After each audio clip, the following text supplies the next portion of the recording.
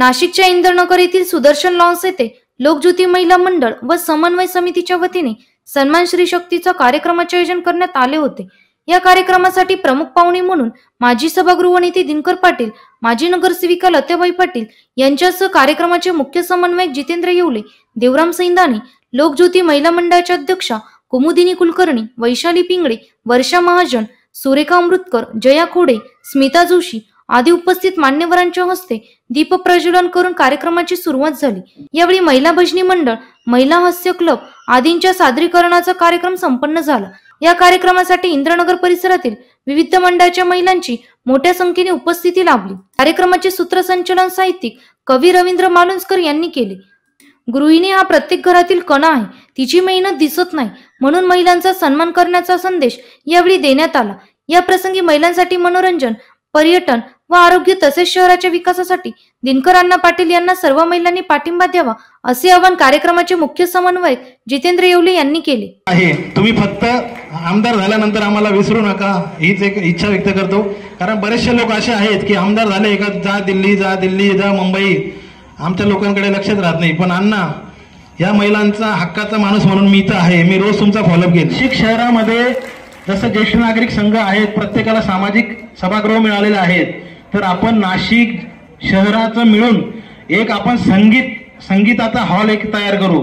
माझ्या डोक्यातली कल्पना आहे, त्या हॉलमध्ये तुम्हाला कायमस्वरूपी तबला वादक असेल, पेटी वादक असेल, सगळ्या गोष्टी तिथं अवेलेबल असतील। तुम्हाला घरून कुठलीही वस्तू आणावं लागणार नाही। मनातलं बोललं का कसं सगळेजण हसतात, मनापासून दाद देतात, पण मी अण्णांच्या मागे लागून या सगळ्या गोष्टी करून घेईल। फक्त आपल्याला अण्णांच्या मागे यावेळेस खंबीर उभं राहायचंय, एवढंच बोलतो आणि माझे 2 शब्द संपवतो। धन्यवाद। जय हिंद, जय भारत। सन्मान श्री शक्तीचा कार्यक्रमाचे सर्व आयोजकांच्या वतीने दिनकर पाटील यांचा सपत्नीक, शाल, स्मृती चिन्ह व पुष्पगुच्छ देऊन यथोचित असा सत्कार करण्यात आला। सर्वप्रथम मोठा कारखाना आणून सर्व मुला-मुलींसाठी नोकऱ्या देणार आहे, ज्येष्ठ महिलांसाठी विविध उपक्रम राबविणार असल्याचे माजी सभागृह नेते दिनकर पाटील यांनी यावेळी सांगितले। खूप आनंद होतोय करायचा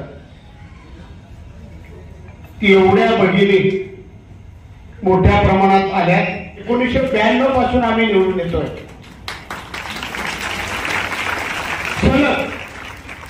सलग महापालिकेत आम्ही आहोत।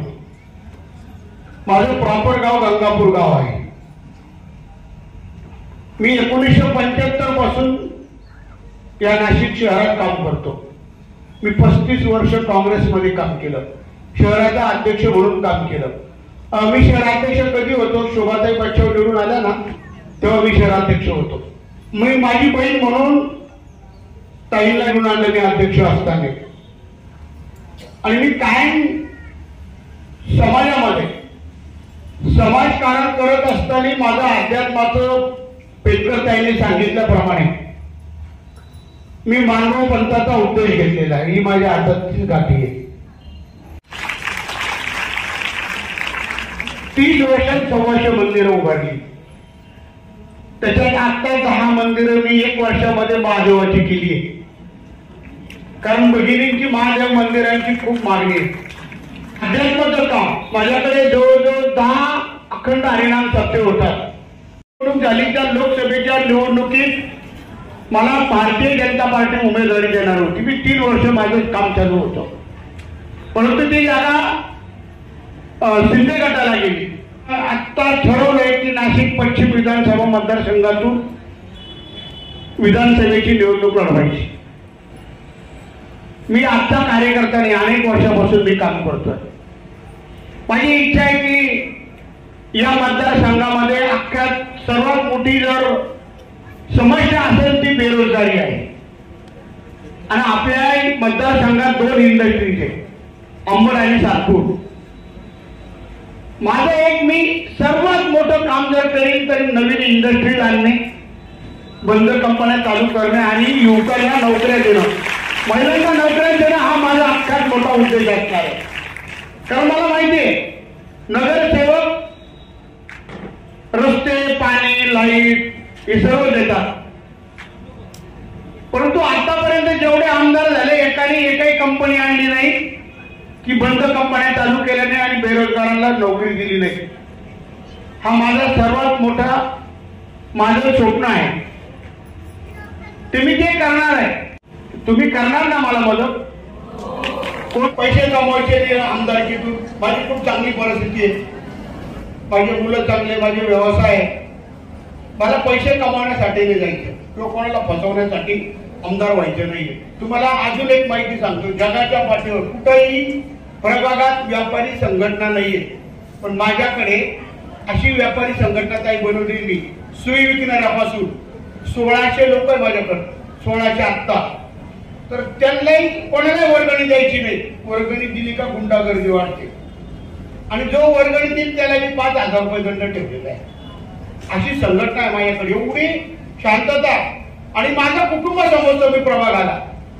कुटुंब 125 मंदिर, महिला पुरुष दररोज 2 टाइम आरती करतात मंदिरांमध्ये, नेहमी आनंदाचं वातावरण. आणि माझ्याकडे जनता दरबार भरतो सकाळ संध्याकाळ, गेल्या 45 वर्षापासून. सातत्य काय. अमोल माझा मुलगा आहे, फार छान काम करतो, माझ्यापेक्षा 100 पट पुढे येतो. एवढा भारी मुलगा आहे माझा. तो मी नसतो तो जनता दरबार तो सांभाळतो. तुम्ही का सासूचं सुनाचं, मुलाचं, बापाचं, शेजारीचं असं भांडण राहतं. हिने माझ्याकडे पाहिलं आणि तिने माझ्याकडे पाहिलं आणि माझ्याकडे असं झालं, असे भांडणं आहेत. ते सगळं भांडणं मी सॉल्व्ह करतो. माझ्या इथं पोलीस स्टेशनला जास्त भांडणं तक्रारी जात नाही. पहिल्यांदा आमच्या घरी येतात ते, आणि पोलीस पण येतात. तुम्ही अण्णाकडे अमोलकडे गेलते का? एवढं आमच्या इथे एकोप्याचं काम आहे. म्हणून तुम्हाला हे सांगतो की मी काय काम करतो. इतक्या वर्ष लोक का निवडून देतात? सातत्याने निवडून देतात. जी समस्या असेल, माझ्या मुलाला मला आम्ही 24 तास फोन घेतो, कारण मी दारू पित नाही, त्यामुळे मी फोन कधी उठवतो. माझा मुलगा पित नाही, कारण दारू पिणारा माणूस रात्री फोन नाही उठत. पण आम्ही पित नाही, त्यामुळे 24 तास कधी फोन करा, आम्ही अवेलेबल राहू. अशा पद्धतीने मला काम करायचं या भागामध्ये. मला म्हणून मी ठरवलंय की मला एकदा आमदार करा. तुम्ही एक वेळेस मला संधी द्या.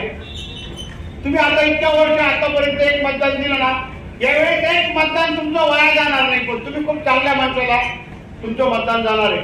मी आज विनंती केली तुम्हाला सगळ्यांना, आपण एवढ्या मोठ्या संख्येने या ठिकाणी आला. मी खास करून जितेंद्र येवलेला आणि देवराम पाटील साहेबांना, देवराम पाटीलची माझी मैत्री 40 वर्षाची मैत्री, बहुमोल मत एकदा द्या, तुमचं वाया जाणार नाही, काही काळजी करू नका. आज मला बोलण्याची संधी मिळाली, तुम्ही आलात, धन्यवाद. या कार्यक्रमात भजनी मंडळ, महिला मंडळ, हास्य क्लब, योगा क्लब, बिशी क्लब आदीसह तब्बल 80 महिला मंडळांच्या सभासदांसह पदाधिकाऱ्यांचा यथोचित सन्मान करण्यात आला. विविध प्रश्न मंजुषा विजेत्या महिलांनाही बक्षीस देण्यात आले. एनसीएन न्यूज साठी प्रतिनिधी सुनील पगारे, सातपूर.